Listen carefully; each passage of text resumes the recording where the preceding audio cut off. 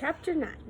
More than anything in the world, Naomi wishes she could go back to be with Mama and Daddy once more in their real house in Vancouver. She doesn't want to live in the house of the three bears with newspaper walls anymore.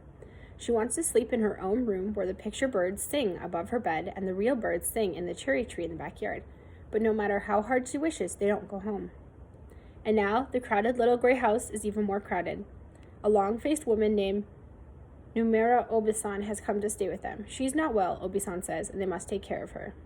Daddy's sick too, Stefan says. Daddy's letters are from a hospital somewhere in the woods. When is he coming here? Naomi asks. When will he get better? Nobody answers. Nobody knows. Stefan is playing some music that only he can hear on a folded cardboard piano Daddy made. The world is beautiful as long as there is music, Daddy wrote. Keep the world beautiful, Stefan. If you listen hard, you can hear the notes.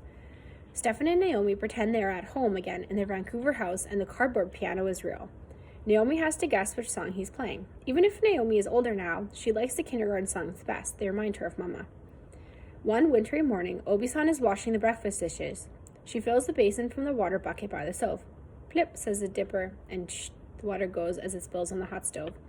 The box beside the stove is full of logs and kindling. Obisan goes outside into the fluffy falling snow to chop the logs on a stump. When she comes back in, Obisan says solemnly, "We don't know when Daddy is coming, but Uncle is coming tonight. And there's even more good news. Your cast is coming off." "Ah, good news, good news," Naomi Obisan says, clapping her hand. "Uncle coming, and soon you will run again, Stefan." "Sa," Obisan says brightly. She wipes her hand on her apron. "So much to do." They are like elves hopping about all afternoon. Obisan soaks dried mushrooms and dried fiddleheads in water. Naomi makes paper decorations and paper baskets for jelly beans. Even Naomi Obisan tries to help, but her hands are too shaky. As they work, the snow keeps falling. The fence posts look like it's wearing a fluffy white hat. Stefan puts his hand on the window to melt the frost so he can see. They wait and wait until it gets dark. Obisan lights the coal oil lamp with a match, turning up the wick slowly to make it brighter. At last they hear a stomp stomp outside. Stefan throws the door open, and in comes Uncle in a whoosh of snow. "Uncle!" Stefan cries. Uncle puts down his wooden box and sack and shakes the snow off his coat. His arms are wide as Papa Bear's. "Hello, hello," he says as he lifts Stefan up. "What's this?" he says, poking Stefan's cast. "It's coming off," Stefan says. "I won't need it anymore." Obisan takes off her apron. She folds her hand in front. "Welcome home," she says. Uncle looks at all the food and the decorations on the table.